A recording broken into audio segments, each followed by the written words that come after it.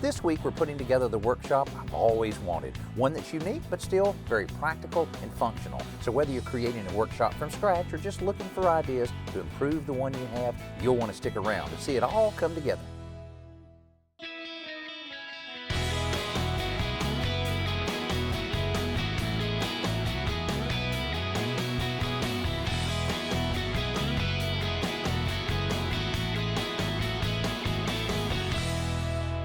Hey, you ever wondered what it looks like behind the scenes at a home improvement show? Well, here's a little glimpse of it. This is a storage building I've had for a while, and we use this for storage of materials and props we use on the show, and it's also used by my construction company. Well, this part of the building has kind of turned into a little bit of a dumping zone where people just dump things that they're not sure exactly where they go in the rest of the building. Well, all these years, we've always planned on this being a nice little workshop, and now's the time that we're about to remove all of this and create a nice, realistic, practical workshop. Not a TV workshop that just looks good, but one that will be perfect for us to use for some of the projects we have on the show. And again, it'll be used by our construction company for some of the projects they have.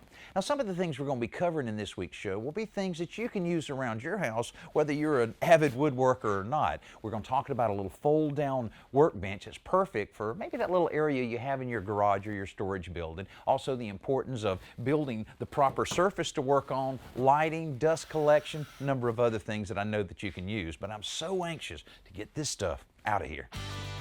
With any area like this, whether it's in a business or a home, there's plenty of stuff that just needs to go away. But there's also some tough decisions to make about what to throw away, what to keep, and how to organize what you hang on to. For now, we're just getting it out of the room so that our electrician can get started. In any kind of workshop, you want plenty of access to power and lots of usable light. So Mike, our electrician, is hooking us up.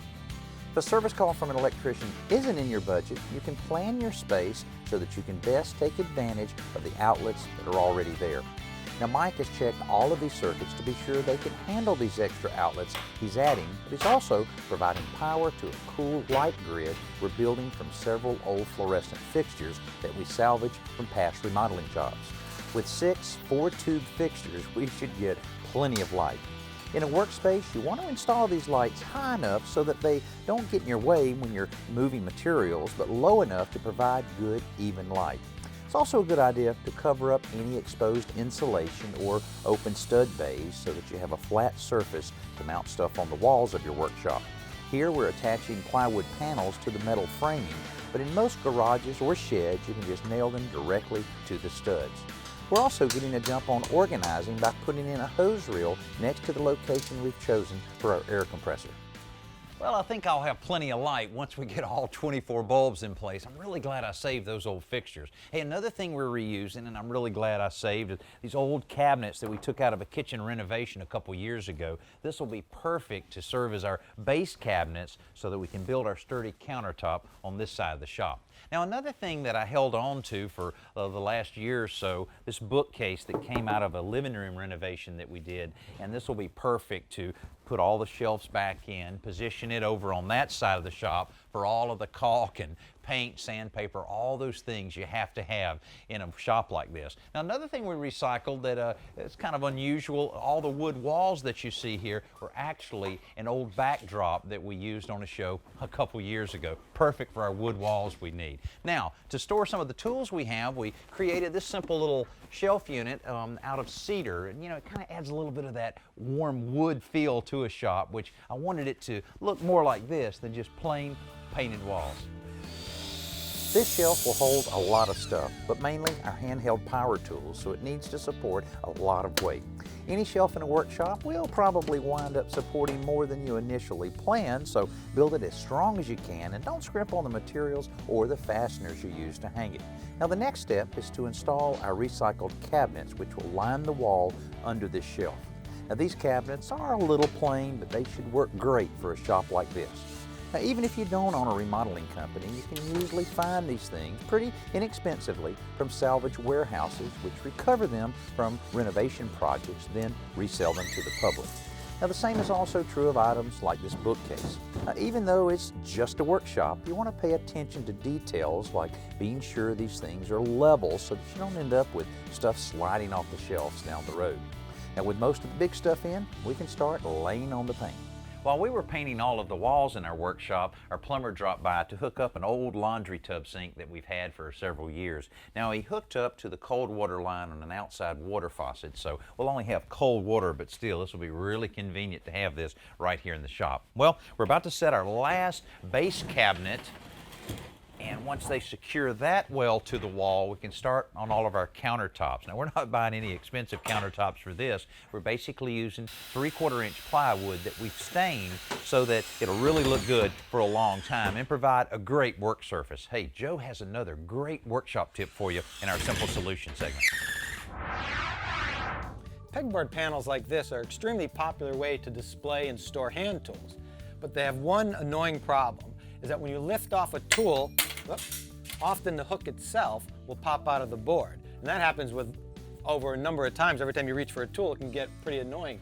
So you can buy at the hardware store, they make straps and special devices to hold the hook in place. But I've found this works just as well and it's a lot cheaper. Simply get a 1-inch drywall screw and drive it into the hole right beside the hook. You want to use a 1-inch screw because you don't want to hit the wall behind it. And you just drive the screw in until the head of it is tight against the hook. And it'll just act as a shim. And you'll see once I get this all the way in, it locks the hook in place. And now when you take the tool on and off, it won't come off. The hook won't pop out. And here you see there's a hook that has 2 prongs that go in. In a case like this, all you need is a single screw and it locks it in place. And now when you reach for the tool, the hook stays right where it belongs.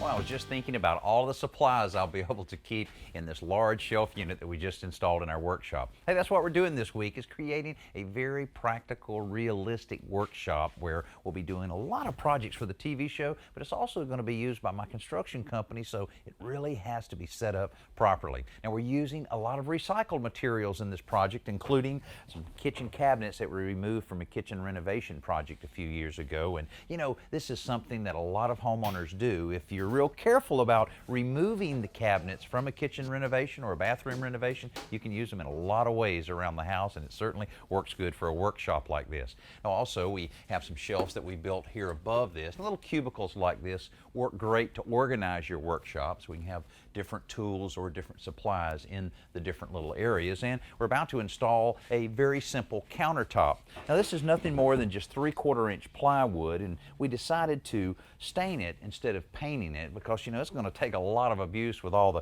pounding and the dings and dents you'll get in a workbench. So staining it and then sealing it with a coat of sealer will probably hold up better than anything else. Now we'll put another coat of sealer on it after we finish the front edge band and the backsplash, and once all of that's complete, boy, this thing's going to work nice. Now if you don't have space for a dedicated workbench, say in your garage, you can build one that folds out of the way when it's not in use. Simply mount a board to the wall to hinge the table on, then you can use some eye hooks and chain to support it. Now it won't support a ton of weight, but it should be just right for a weekend project every now and then. Another flexible option is the portable work tables the guys are building back in our shop. This gives us a work surface that we can move wherever we may need it. Now on the main workbench, we've left a little gap between 2 of the cabinets for a trash can or a stool to slip in, but we did need to support the countertop where it crosses it. So Tim and Chris are adding some 1x4s to bridge the space.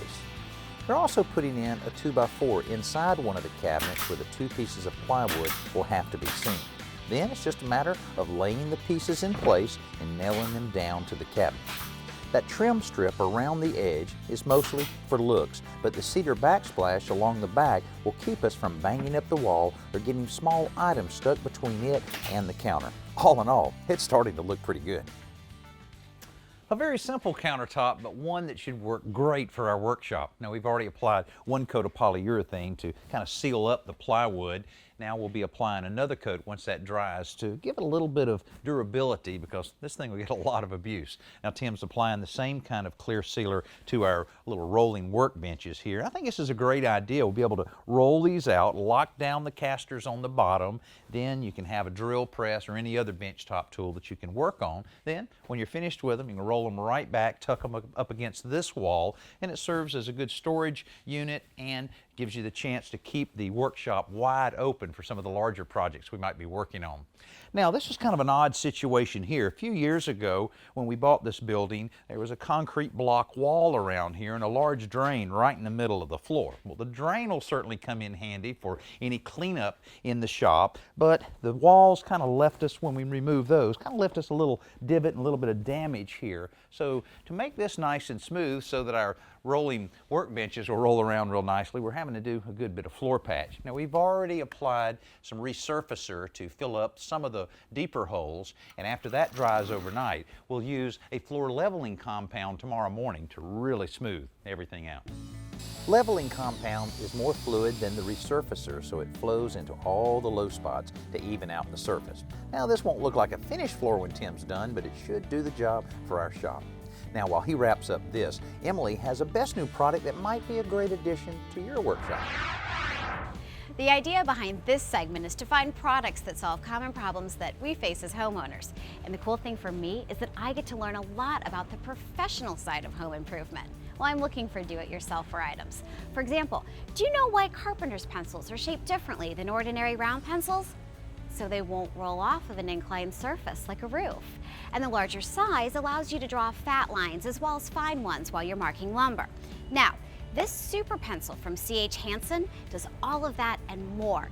The entire pencil is made from a non-toxic graphite composition, so the whole thing is a writing surface with no wood around it to shave away.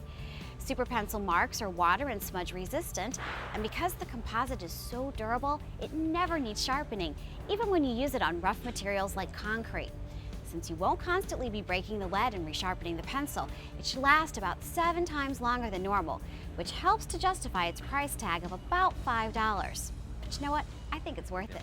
Our practical workshop is coming along nicely. We've created a big open space and added plenty of electrical power and lots of light. We've also added some great storage capacity using recycled kitchen cabinets and some old shelves. Now, with our tool compartments and work surfaces in place, we're getting very, very close. But I wanted to get a little input on the final details from some other folks who've spent a lot of time making sawdust. So I asked my co-host, Alan Lyle, and our website editor, Ben Erickson, to look around and give us some of their ideas.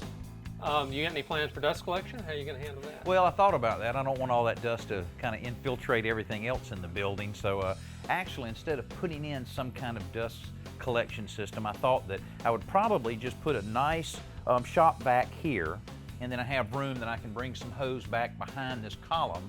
And then, you know, if you're sitting here working on something, we can have adapters that can go right into a miter saw or right into a sander, or have a little outlet, more or less, to lay up on the counter that would collect all of the dust. And the same thing could happen on any of the work we do out in here. Anything you can do to keep the dust down really helps as far as breathing, and just it'll get everywhere. Even if it's in a garage, it's going to find its way inside. Yeah, I know, and that's what we're afraid of, getting it everywhere else. Why no pegboard? Well, I hate pegboard. Pegboards in every shop, people use the heck out of it. And what I wanted to do is to start moving the tools in, get a few of them in, and then maybe just build some little racks for the screwdrivers and a few of the things like that. But things that are like categories, like a drill bits, just let the drill bits be right here. Certain things maybe that you don't use all the time, hole saws or maybe rasp or something like that, can go down in other drawers. And then, you know, after a while, you know where everything is. But still, we'll have things that you really need handy, the pencils, a little bit of glue, that kind of thing. One other thing, I love the idea of this, but it's a small area, so how about a larger assembly table?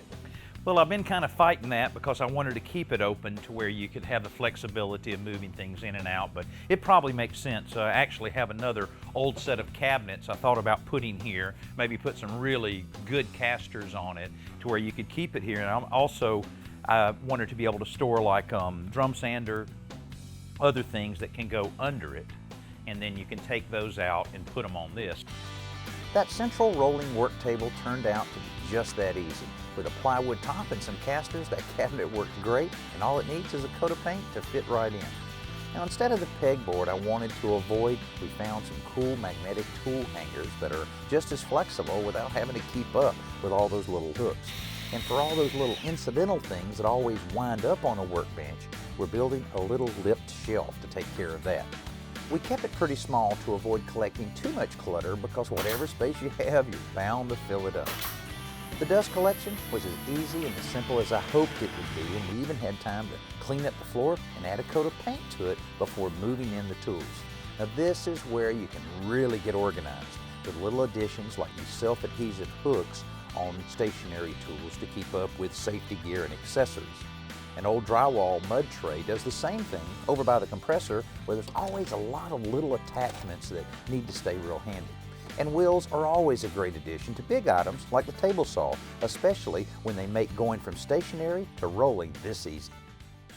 I got a couple more I'd tools go ahead here. and put them up on that shelf there. All right. There you go. You know, this is the aggravating and really exciting part of putting the shop together, trying to figure out where all this stuff's going to go and where it'll go in a very convenient place when we really start doing some projects in here. But of course, this is a work in progress. We'll always be changing a few things here and there, because once we start getting into a project, we might realize what we put in this drawer maybe would be better off there, or vice versa. Also, we tend to build a lot of little jigs to make a project go a little smoother. We'll be saving those jigs, and they may end up hanging all over this back wall, but we've got a lot of things I got to put away right now. I tell you what, while Danny anguishes over where to put everything, let's check out this question we recently received from one of our viewers.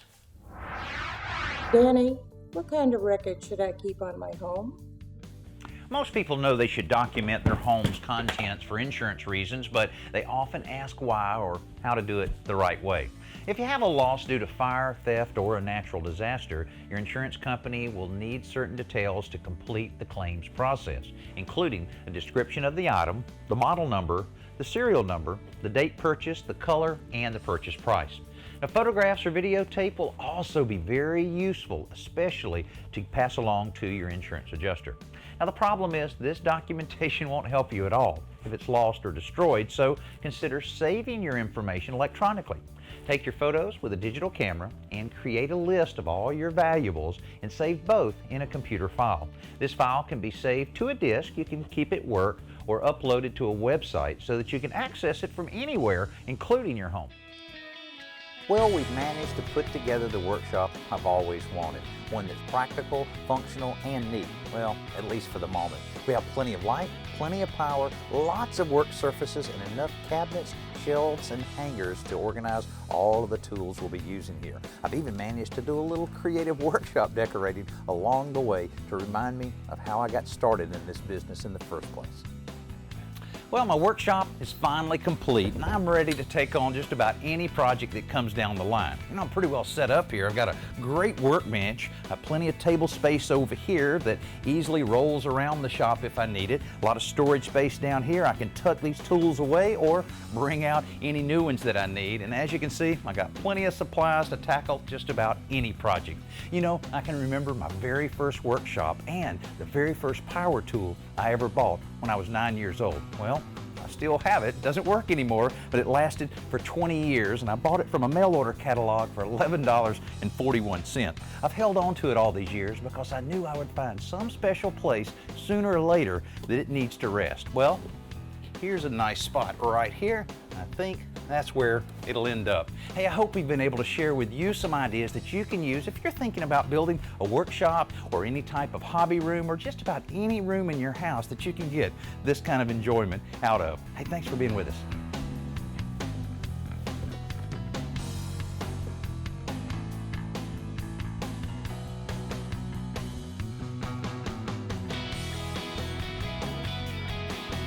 There may be more space in your home than you realize. Next week, we'll help you find it.